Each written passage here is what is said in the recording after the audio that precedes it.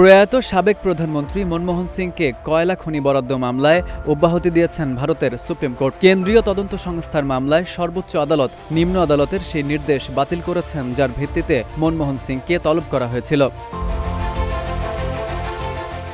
আদালতের এ রায়ের পরেই প্রধানমন্ত্রী নরেন্দ্র মোদী ও তার সরকারের বিরুদ্ধে সরব হয়েছেন কংগ্রেস সভানেত্রী সোনিয়া গান্ধী। তার দাবি, মনমোহন সিংয়ের বিরুদ্ধে দীর্ঘদিন ধরে যে অভিযোগ ও রাজনৈতিক প্রচার চলেছে, সুপ্রিম কোর্টের রায়ে তার অবসান ঘটেছে।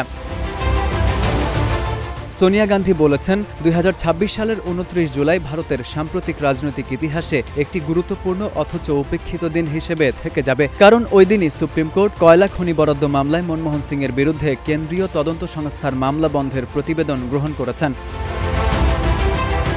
সোনিয়ার বক্তব্য, মনমোহন সিংকে ঘিরে যে রাজনৈতিক বিতর্ক তৈরি হয়েছিল তার পেছনে ছিল তাকে কলঙ্কিত করার একটি দীর্ঘ প্রচেষ্টা। তার দাবি, সাবেক প্রধানমন্ত্রীর সততা, জবাবদিহিতা ও প্রশাসনিক স্বচ্ছতা নিয়ে প্রশ্ন তোলা হয়েছিল, কিন্তু শেষ পর্যন্ত আদালতের রায় সেই অভিযোগগুলোর ভিত্তি নিয়েই প্রশ্ন তুলেছে। সোনিয়া গান্ধীর বক্তব্যে সরাসরি নিশানায় ছিলেন প্রধানমন্ত্রী নরেন্দ্র মোদী। মনমোহন সিংকে নিয়ে মোদীর পুরনো মন্তব্যের প্রসঙ্গ টেনে তিনি বলেন, সাবেক প্রধানমন্ত্রীকে নিয়ে অতীতে যে ধরনের কটূক্তি করা হয়েছিল তা ভারতীয় সংসদীয় রাজনীতির অন্যতম নিম্নমুখী অধ্যায়। বিশেষ করে 2017 সালে রাজ্যসভায় মোদী মনমোহন সিংকে লক্ষ্য করে যে মন্তব্য করেছিলেন তারও সমালোচনা করেন তিনি।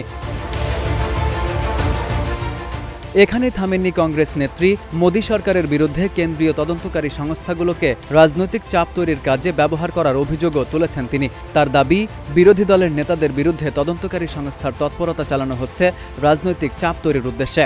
আবার রাজনৈতিক অবস্থান বদলে ক্ষমতাসীন দলে যোগ দিলে তাদের বিরুদ্ধে চলা অভিযোগের চিত্র বদলে যাচ্ছে। সোনিয়ার অভিযোগ, বিরোধী শিবিরে থাকলে তাদের বিরুদ্ধে দুর্নীতির অভিযোগ তোলা হয়, ক্ষমতাসীন দলে যোগ দেওয়ার পর তাদের অনেকেই হঠাৎ স্বচ্ছ হয়ে যান। এই পরিস্থিতিকে তিনি রাজনৈতিক সুবিধাবাদ হিসেবে দেখিয়েছেন।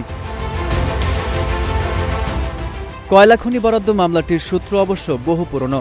কেন্দ্রীয় তদন্ত সংস্থা তদন্তের পর মামলা বন্ধের প্রতিবেদন দিয়েছিল, কিন্তু বিশেষ আদালত সেই প্রতিবেদন গ্রহণ না করে 2015 সালে মনমোহন সিং সহ বেশ কয়েকজনকে মামলায় তলব করেন। সেই সিদ্ধান্তের বিরুদ্ধে সুপ্রিম কোর্টে যান মনমোহন সিং। পরে সর্বোচ্চ আদালত সেই সমন স্থগিত করে। এবার দীর্ঘ আইনি লড়াইয়ের পর মামলাটির অবসান ঘটল।